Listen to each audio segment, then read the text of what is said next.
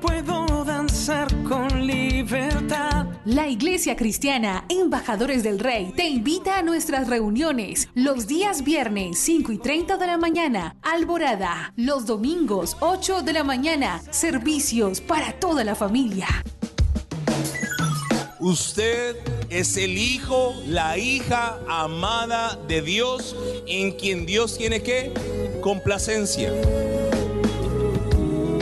Ven con todos los tuyos. Carrera Tercera con calle 16, enseguida del Colegio Bautista, Barrio San Nicolás. Porque todos los que son guiados por el Espíritu de Dios, los tales son hijos de Dios. Por tanto, somos embajadores de Cristo. Tú eres todo lo que yo soñé y yo te amo.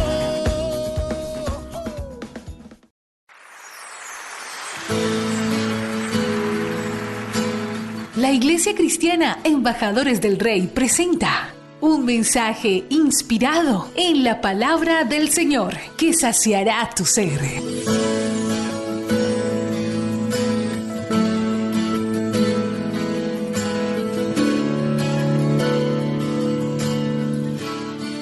Y vamos a comenzar hoy con el Dios de los nuevos comienzos. Si usted está notando, esta enseñanza se llama Cerrando ciclos de dolor. Cerrando ciclos de dolor.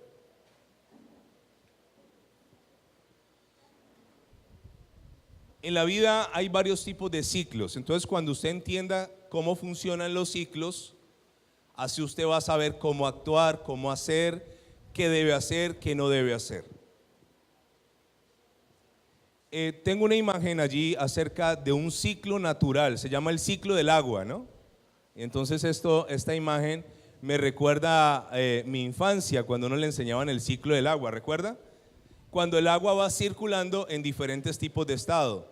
Cuando está en los páramos está en estado sólido, luego líquido, luego llega al mar, se evapora, entonces está gaseoso. Esto se llaman los ciclos ¿de qué? Del agua. El ciclo del agua es algo natural. Dios hizo los ciclos, claro. Mire que el agua comienza en el páramo, va descendiendo, llega a los océanos, luego se evapora y luego vuelve y se precipita. O sea, es un ciclo. ¿Es bueno? Claro, es el ciclo del agua.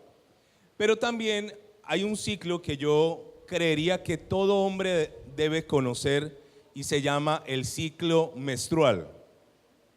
Entonces, este ciclo es muy importante que nosotros los hombres lo conozcamos. Hay hombres que abrieron sus ojos, no sabían, sí, hay un ciclo que se llama el ciclo menstrual. Ahí están divididos los días, normalmente dura 28 días, y ahí muestra cómo una mujer tiene unos días donde uno se le puede arrimar y días donde no. Ahí hay unos días donde ella estará sonriente y otros días donde por cualquier situación estará como sensible, porque es un ciclo. La mujer es cíclica también, ¿no? Mire, por ejemplo, este meme, ella está en sus días, entonces le dice a él, ¿puedes respirar un poco más suave o dejar de respirar, por favor? Hasta la respiración le molesta, ¿no? Entonces son ciertos ciclos. Hay otro ciclo que se llama el ciclo vital de la familia y está dividido en 5 etapas. La primera, las parejas cuando no tienen hijos, entonces la primera etapa. Ya hay una familia constituida, ya hay un matrimonio, ya hay un hogar, pero no tienen hijos. Luego vienen los hijos en la etapa preescolar, entonces ahí estoy yo en esa segunda etapa.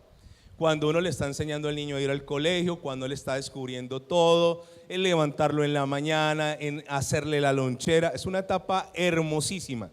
Luego viene la tercera etapa, los hijos que están en la edad escolar, ya ellos van solos, ya están más grandes. Mamá, espéreme aquí en la esquina, no me acompañe hasta el colegio porque es que me da pena de usted. Son ciclos, ¿no? Después vienen los hijos adolescentes. De hecho, le quiero decir que este sábado comenzamos la reunión de jóvenes a las 4 de la tarde. La palabra adolescentes viene de adolecer, porque a ellos les duele, ¿no? Les duele crecer. Comienzan en una crisis existencialista. ¿Quién soy? ¿Para dónde soy? ¿De dónde vengo? ¿Si seré? ¿No seré? Bueno, entonces esa es otra etapa. Luego viene la etapa de los hijos en proceso de emancipación o de matrimonio, ¿no? Que eso tiene que pasar, forma parte de la vida. Yo a veces soy un poco dramático en esto. Yo digo, uy, ¿cómo será cuando Gianmarco se case y se vaya a la casa? Bueno, falta mucho, pero yo desde ya estoy orando por su esposa, desde ya. Y llegará un día donde mi hijo crezca y obviamente tendrá que irse de la casa a comenzar una nueva familia. Y el final del ciclo se cierra con esta situación, el síndrome del nido vacío, ¿no? Entonces, cuando ya la familia siente que se quedaron solos, ¿no? Y otra vez vuelve y queda papá y mamá juntos, o en su defecto, papá solo, mamá sola, pero los hijos de que se tienen que ir, se tienen que ir. Por eso, si su hijo tiene 25, 28, 30 y usted todavía está diciéndole, mi hijo, esa mujer no le conviene, estás rompiendo un ciclo natural de la vida, porque él se tendrá que ir. Ahora, al final ya vienen los padres jubilados, ¿no? Entonces los jubilados se levantan, se bañan, desayunan y no tienen nada más que hacer. Es otro ciclo de la vida, ya es disfrutar de todo el trabajo, de todo lo que hicieron, ya ahorraron, ya estructuraron su vida y es un ciclo. Ahora, le voy a contar los ciclos establecidos por Dios. Le estoy hablando primero de los ciclos para entender luego cómo romper un ciclo. Hay unos ciclos establecidos por Dios. Primero, el año sabático. Usted ha escuchado que los ricos y los famosos dicen, me voy a tomar un año sabático. ¿Qué es un año sabático? Si usted va a anotar allí, es un año donde no se hace absolutamente nada. Y sabe, Dios estableció en la Biblia esto que me pareció precioso. La tierra se trabajaba 6 años, pero el 7º año la tierra se dejaba descansar. Eso es lo que se llama un año, ¿qué? Sabático.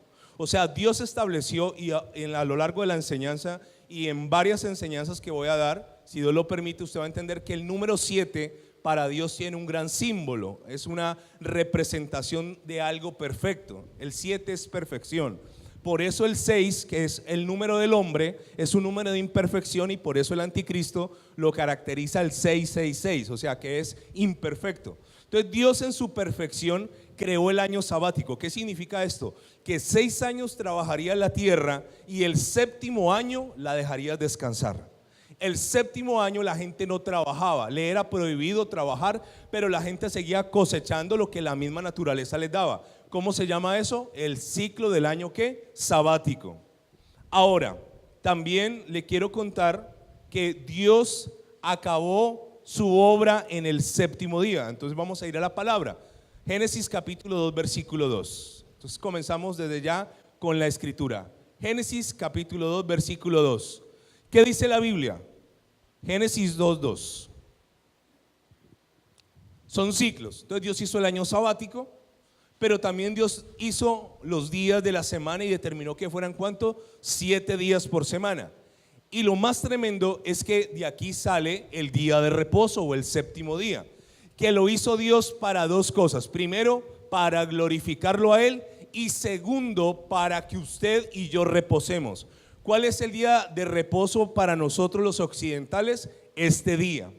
Por eso una persona que trabaja de lunes a domingo, tarde o temprano terminará reventándose, porque nosotros no fuimos diseñados para trabajar todos los días. Génesis capítulo 2, versículo 2 dice, y acabó Dios en el día 7º la obra que hizo, y reposó en el día 7º de toda obra que hizo. El día de reposo es el día que Dios nos ha dado para que lo guardemos. Y mire lo que dice Marcos capítulo 2, versículo 27, Antiguo y Nuevo Testamento. El día de reposo fue hecho por causa de nosotros, pero los religiosos tomaron el día de reposo y le dieron una mala interpretación. Así que en el día de reposo se habían inventado unas leyes tan absurdas como: uno no se podía frotar las manos porque estaba trabajando y era pecado. Uno no se podía atar los zapatos porque era pecado. Uno no podía transportar un objeto, poner este piano y llevarlo hasta el otro lugar porque era pecado. Entonces los religiosos cogieron el día de reposo, que era bueno, y lo convirtieron en algo negativo. ¿Por qué? Porque ellos dijeron: el día de reposo no se puede hacer nada. Incluso se contaban los pasos que se podía dar el día de reposo. Pero la Biblia dice esto, Marcos capítulo 2, versículo 27. También les dijo: el día de reposo fue hecho por causa de ¿quién? De ustedes, y no el hombre por causa de ¿qué? Del día de reposo. Ahora, ¿para qué Dios hizo el ciclo? El ciclo se tenía que terminar en el día de reposo para que usted coja fuerzas. Usted trabaja todos los días, trabaje todos los días, trabaje las horas que sean, pero el día domingo es ¿para qué? Para descansar. Los que tienen negocio independiente, yo lo tuve por años, dicen es que hay que trabajar. Mira, hermano, si usted le entrega ese día a Dios, le quiero decir que lo que no vendió el sábado o el viernes lo venderá el lunes. Pero necesitamos descanso. Ahora, ¿Dios reposó porque estuviera cansado? No, Él reposó por causa de ¿quiénes? De nosotros, para enseñarnos que hay que descansar. Hay mujeres que no les gusta ver a su esposo acostado descansando. Entonces el hombre trabaja toda la semana en la empresa, toda la semana madruga, y el domingo el pobre tipo tiene que llegar de la iglesia a hacer aseo. Déjelo descansar. ¿Por qué? Porque necesitamos descanso. Por situaciones, ayer dormí 2 horas, solo 2 horas pude dormir, antier, y ayer por el agotamiento estaba que casi no coordinaba bien, porque el cansancio produce que eso, que uno no del rendimiento que es. Así que el día de reposo fue creado por causa de ¿quién? De usted y causa mía. ¿Cuántos milagros hizo el Señor Jesús en el día de reposo? ¿Quién sabe? 7. Sanó una mujer que estaba encorvada, tomaron unas espigas. El Señor también sanó un ciego de nacimiento. Y a los fariseos les molestaba porque era en el día de ¿qué? De reposo. Entonces hay un ciclo, trabaje de lunes a sábado, pero Dios estableció el 7º día, ¿para qué? Para descansar. Ahora, Levítico capítulo 25. Le voy a hablar de otro ciclo. Levítico capítulo 25 versículo 2. Aquí le voy a hablar de los 6 años que se trabajan. Y luego le voy a hablar de algo que se llama el jubileo, que es otro ciclo. Cuando hayáis entrado en la tierra que yo os doy, la tierra guardará reposo ¿para quién? Para Jehová. 6 años sembrarás tu tierra. ¿Cuántos años? 6. Y 6 años podarás tu viña y recogerás sus frutos. Pero el 7º año la tierra tendrá descanso, reposo para Jehová. No sembrarás tu tierra ni podarás ¿qué? Tu viña. Ahora, Dios estableció eso, un ciclo de cada 6 años trabajarla, 7 descansar. Pero Dios estableció en las leyes del reino económico que cada 50 años, recuerde que ellos son 7, entonces el Señor le dijo, contarás 7 semanas de 7 años, 7 por 7, ¿cuánto es? 49, y en esa fecha vas a celebrar una fiesta que se llama el jubileo. ¿Qué era el jubileo? Era una fiesta donde si usted me debía plata a mí, yo tenía que perdonarle la deuda. Uy, ojalá tuviéramos esa fiesta en Colombia, el jubileo. Se perdonaban deudas, se dejaban libres a los esclavos. ¿Y sabe qué era lo más tremendo del jubileo? La propiedad que te había pertenecido a ti se te devolvía. Entonces una persona que había hecho un negocio por una propiedad la podía recuperar en el año de ¿qué? Del jubileo. Levítico capítulo 26 versículo 32. Aquí ocurrió esto. La gente no quiso cerrar un ciclo y Dios tuvo que utilizar esto.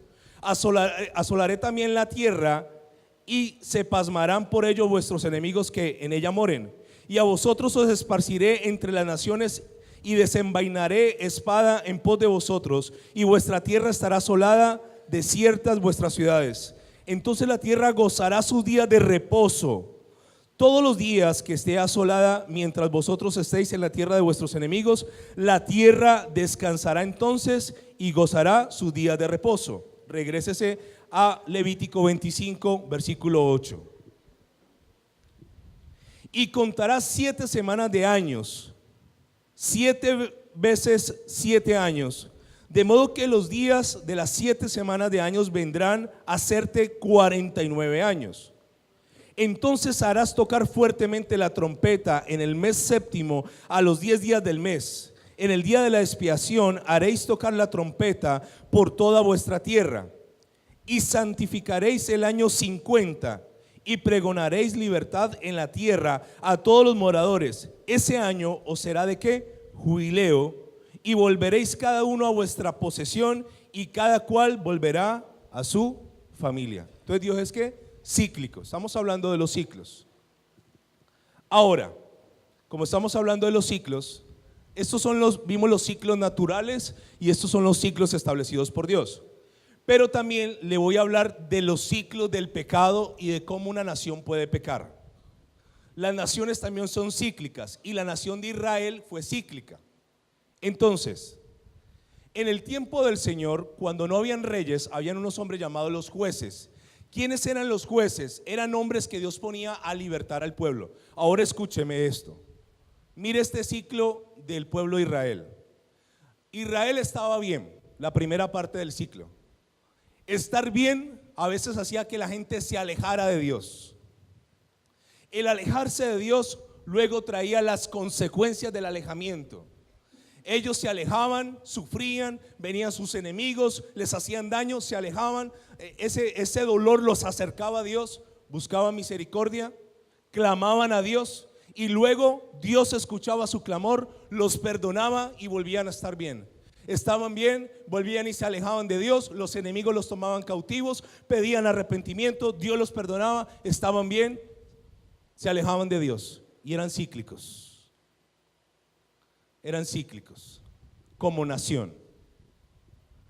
En ese momento Dios levanta unos jueces y están entre Josué y están entre los reyes. Busque por favor Jueces capítulo 2. Vamos a ver los ciclos de error de una nación. Recuerde que no había reyes, así que Dios levanta unos jueces, como Sansón, por ejemplo.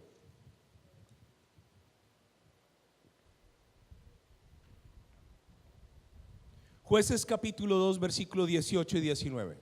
Y cuando Jehová les levantaba jueces, Jehová estaba con el juez y lo libraba de la mano de los enemigos todo el tiempo de aquel juez, porque Jehová era movido ¿a qué? Esto sí es un atributo de Dios fantástico.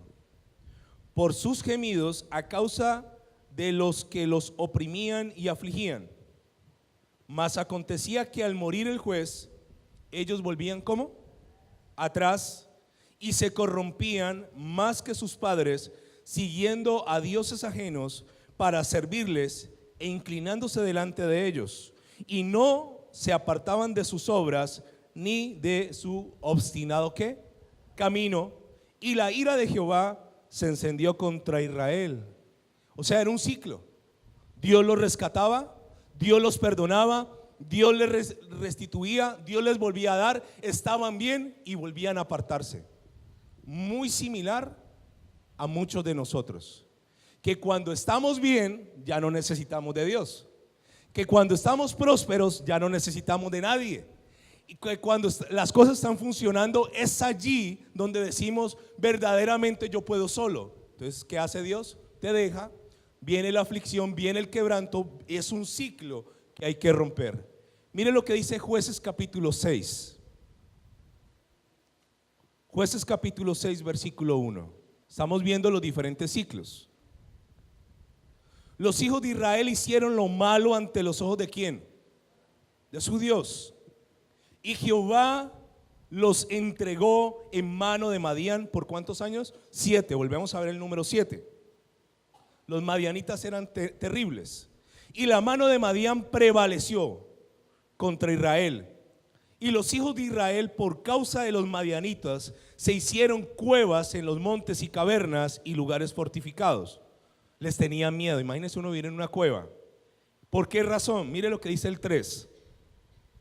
Pues sucedía que cuando Israel había sembrado, bueno, ya ellos echaron la semilla, subían los madianitas y los amalecitas y los hijos del oriente contra ellos, subían y los atacaban. Y acampando contra ellos destruían los frutos de la tierra hasta llegar a Gaza, y no dejaban que comer en Israel ni ovejas, ni bueyes, ni asnos. ¿Cómo comenzamos a leer? Los hijos de Israel hicieron ¿qué? Lo malo. Entonces cuando un cristiano comienza a hacer lo malo, Dios lo deja. Dios ya no lo defiende, Dios ya no lo protege, Dios ya no intercede como intercede antes. Entonces los hijos de Israel comenzaron a hacer lo malo y llegaron los madianitas y los amalecitas. Decía que no dejaban que comer y destruían tres cosas: las ovejas. ¿Qué dan las ovejas? Dan lana, dan leche, dan carne. No había nada. Destruían los bueyes. ¿Cómo se labraba la tierra? ¿Con qué? Con bueyes. Entonces no había cómo labrar la tierra. Y destruían los asnos que servían para cargar. ¿Cómo sucede hoy en día? Cuando un cristiano se aleja de Dios, llegan estos espíritus, el de Amalek, que ataca por la espalda. Siempre Amalek atacó por la espalda. Y llega también el de Madián. ¿Y se roba qué? Las ovejas simbolizan el dinero que te entra, el dinero diario, te deja sin trabajo, te deja sin finanzas. Los bueyes, la fuerza para trabajar, gente que cae en enfermedad, que ya no puede trabajar, que quieren ir a trabajar y no tienen la posibilidad. Y los asnos, que significan el transporte, los estancan. Y mire lo que dice la palabra. Versículo 5. Porque subían ellos y sus ganados y venían con sus tiendas en grande multitud, como qué, como langostas, como grillos, por millares. Ellos y sus camellos eran qué, innumerables. Así venían a la tierra para devastarla. De este modo, versículo 6, empobrecía en gran manera por causa de Madián Israel, y los hijos de Israel clamaron a Jehová. Estaban bien, se alejaron de Dios, hicieron lo malo, vinieron los madianitas, los destruyeron, clamaron a Jehová. Y Jehová tiene un atributo que ojalá nosotros tuviéramos: misericordia. ¿Sabe qué es misericordia? Que a veces nosotros vemos a alguien que está mal y en vez de ayudarlo, le ponemos el pie y ¿qué hacemos? Lo hundimos. Misericordia es todo lo contrario a la actitud que a veces tenemos. Misericordia es extenderle la mano a alguien que te falló. ¿Y sabe cómo es Dios con nosotros? Nosotros le fallamos a Él y Dios no se cansa de perdonarnos. Y esta gente, cuando ya clamaban, entonces Dios decía: ok, les voy a poner un juez que romperá ese ciclo de dolor en su vida. Vamos a ver otro ciclo. Entonces este es el ciclo de una nación. Voy a atrever a decir algo de lo que está pasando en un vecino país de Colombia. A mí me parece tan lamentable ver en semáforos, hermanos, de Venezuela pidiendo limosna. Para mí eso, yo no sé, para mí no hay una cosa tan desgarradora, porque es gente que tenía su casa, que tenía su empleo, que tenía un estilo de vida como el suyo, pero a raíz de un pecado de una nación, porque es que no fue una sola persona, fue que una nación entera que pecó. Entonces Dios, ¿qué hace? Ok, que sí comenzó con un dictador, Hugo Chávez, hace 18 años, y trajeron la santería y la establecieron como una religión en Venezuela, así como lo es en Cuba.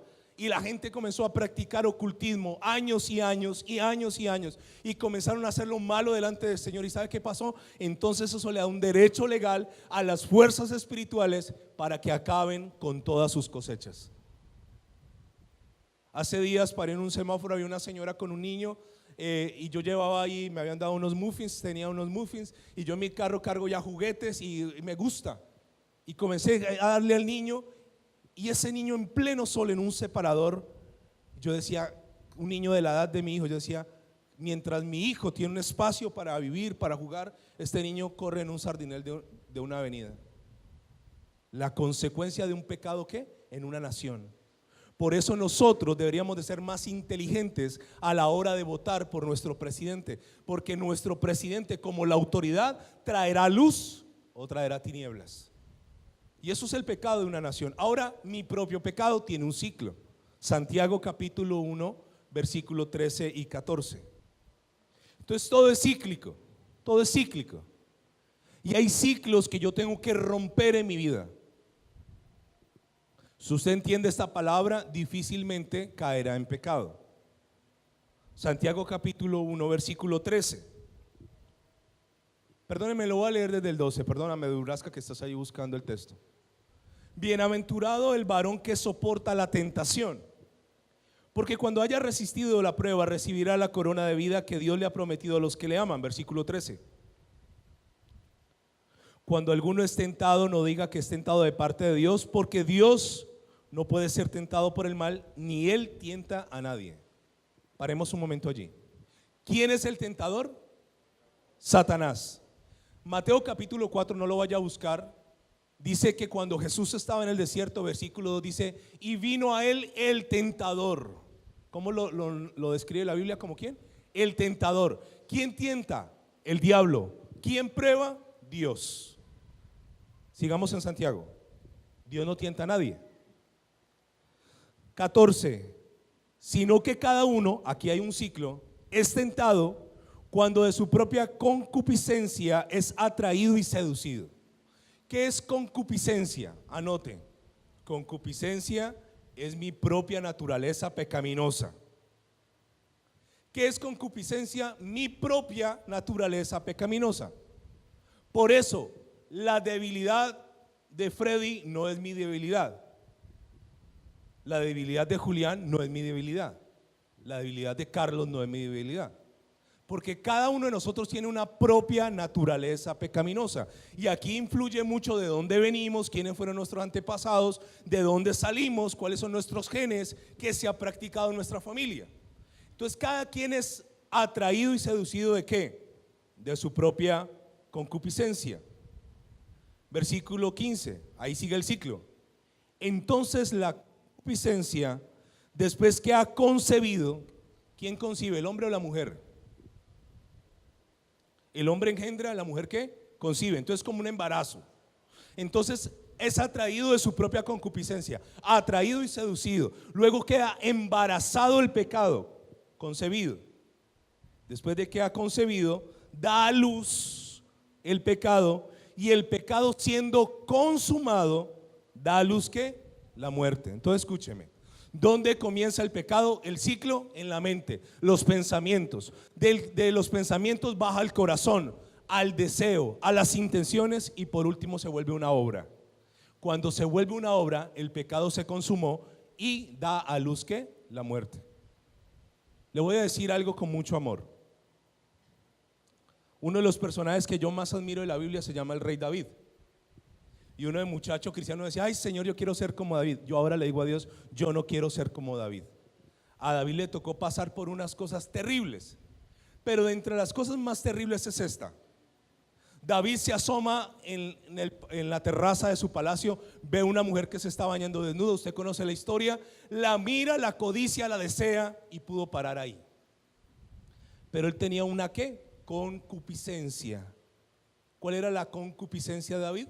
El Salmo 51 del 1 al 5 dice que David fue concebido en pecado, me concibió mi madre. Él tenía un desespero, un desenfreno hacia ¿qué tema? Las mujeres. Así que lo que era simplemente un pensamiento, él lo dejó andar, lo volvió ¿qué? Un deseo. Es más fácil pedir a Dios por un deseo, ¿cierto? Pero es más fácil pedir a Dios por un pensamiento. Pero lo dejó andar y el deseo se convirtió ¿en qué? En una obra. La manda a traer, se acuesta con la mujer que era de Urías, y de allí en adelante comienza a vivir una cantidad de ¿qué? De consecuencias. ¿Dónde David tuvo que interrumpir el ciclo? ¿Ah? En el pensamiento. Se asomó, vio una mujer desnuda. Uy, sí, qué bonita y lo que sea, pero ya. Señor, perdóname, limpia mis ojos. Esto me lleva a confrontarme en que tengo una situación en mi vida no tratada. Tú sabes de dónde vengo, tú sabes las luchas internas que tengo. Ayúdame, me alejo, tomo las medidas y evito esa situación. ¿Qué medidas hubiera tomado David? Coge a Betsabé y la manda, vaya, mire a su marido, quédese allá cerca de él en la guerra y váyase lejos, o le compro un apartamento lejos, o me cambio de casa, yo qué sé. Pero en ese ciclo del pecado empieza en el pensamiento, baja el corazón un deseo, luego se vuelve una obra y luego da a la luz ¿qué? La muerte y las consecuencias.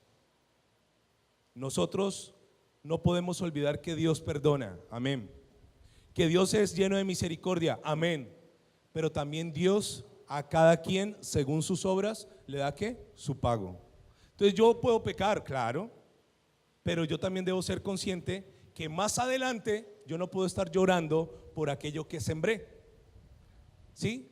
Si usted peca, usted pídale perdón a Dios, Dios perdona, pero también hay que reconocer que hay cosas que vendrán como consecuencia de ese pecado. La consecuencia, y yo quisiera darles en algún momento una charla a los que no la han tenido, de las maldiciones generacionales. Betsabé queda embarazada de un bebé hermoso y Dios le dice: como mataste a Urías, ese bebé morirá. Estaba operando a través de la muerte un derecho legal de muerte, y dice la Biblia que David se postra y comienza a ayunar y a orar, y por más que ayunó y oró, el bebé murió. Consecuencias. ¿Dios lo perdonó? Sí, claro, Dios nos perdona, pero todo lo que hacemos tendrá eco para bien o tendrá eco para ¿qué? Para mal. Entonces, antes de pecar, cuando estemos en el ciclo comenzando, hay que interrumpirlo ahí, hay que cortarlo ahí, hay que decir no más. Es un pensamiento, lo rompo en el pensamiento. Que ya me cogió ventaja, es un deseo, lo rompo como un deseo. Pero si se vuelve un acto, ya es un problema. Le voy a hablar algo más de los ciclos.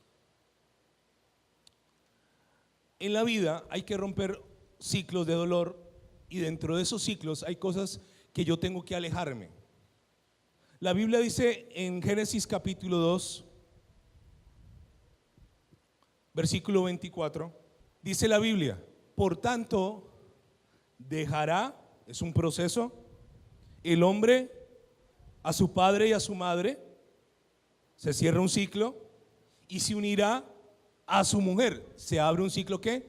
Nuevo. En el momento en que Dios establece esta palabra en Génesis, ¿Adán y Eva tenían madre?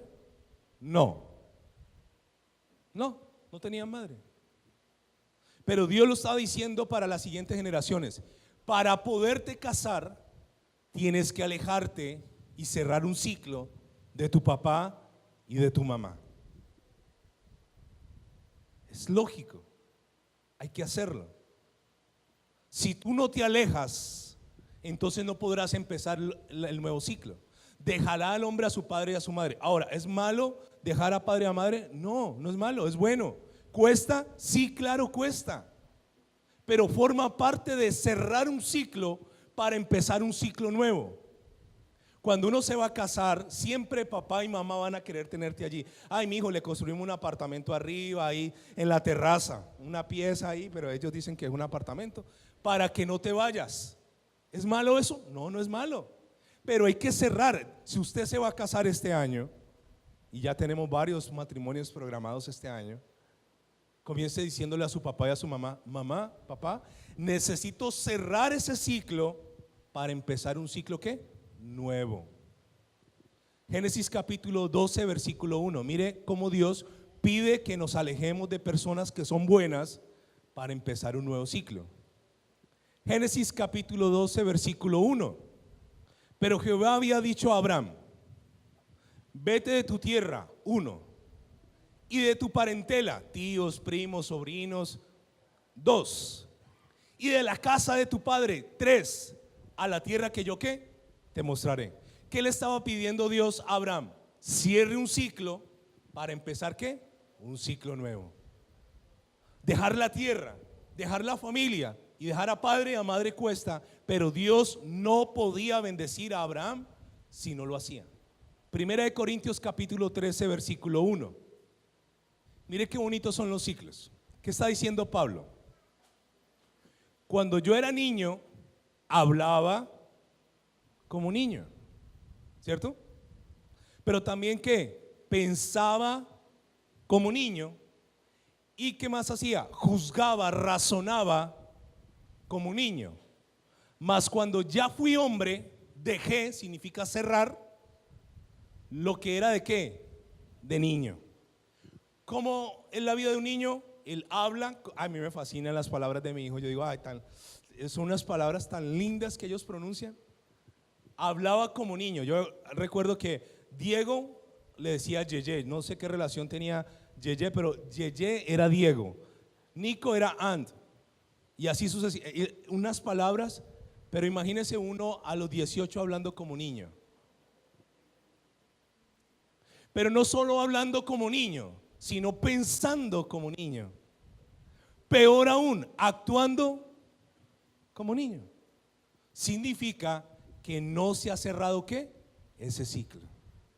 Si usted tiene 20, 25, 30 y todavía se comporta, habla, piensa y actúa como niño, es porque no ha cerrado ¿qué? Ese ciclo. Me quedan como 5 hojas de cuaderno, pero le voy a terminar diciéndole esto. Regáleme 5 minutos más. Jacob se va de la casa huyendo. Jacob ha engañado a su papá, ha engañado a su hermano, ha hecho algo incorrecto. Y en algún otro momento le voy a predicar con más detalle acerca de esto, pero ¿sabe? La única forma para que Jacob fuera bendecida fue esta. Él huye de su casa, se va a Aram, lejos donde un tío, y 20 años le cuesta a Jacob reconocer que tiene que regresar a cerrar ciclos. 20 años. Cuando Jacob está donde su suegro Labán, que era más enredador que el mismo Jacob, dice: voy a volver donde mi hermano Esaú, le voy a pedir perdón, me voy a reconciliar con él. Y en ese regresar a cerrar ciclos es donde se encuentra con Dios en Peniel. Las personas que se acostumbran a huir, huirán toda su vida. Toda su vida. La persona que no le gusta enfrentar, que no le gusta cerrar. Hace 8 días dijimos que ¿quién termina las relaciones de pareja? ¿Quién? En un promedio de 9-1, las mujeres. La persona que no le gusta encarar. Cuando Jacob decide regresar, en el camino se encuentra con Dios. Y ahí cierra un ciclo que tenía pendiente con Dios. Después de haber cerrado el ciclo con Dios, se encuentra con su hermano. Su hermano venía a asesinarlo. ¿Y sabe qué hace Dios? Dios le da gracia y cierra un ciclo de dolor con su hermano. 20 años bravos, 20 años el uno pensando en matar al otro, 20 años. Y por último lo que Jacob hace es cerrar un ciclo. Va donde su papá y se arregla con el viejo antes que el viejo muera. No tengas ciclos pendientes. Tú puedes huir. Hay gente que hace algo malo aquí en Cali y se va. A donde quiera que estés, eso te perseguirá. En la vida, para uno abrir lo nuevo, hay que cerrar ¿qué? Lo viejo. Hay que cerrarlo.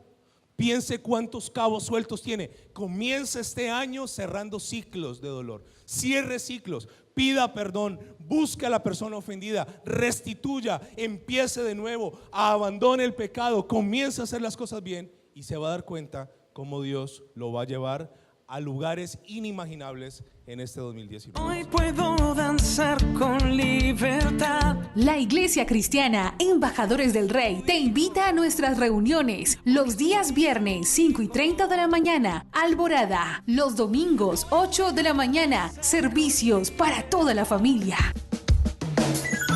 Usted es el hijo, la hija amada de Dios, en quien Dios tiene ¿qué? Complacencia. Ven con todos los tuyos. Carrera Tercera con calle 16, enseguida del Colegio Bautista, barrio San Nicolás. Porque todos los que son guiados por el Espíritu de Dios, los tales son hijos de Dios. Por tanto, somos embajadores de Cristo. Tú eres todo lo que soñé, yo te amo.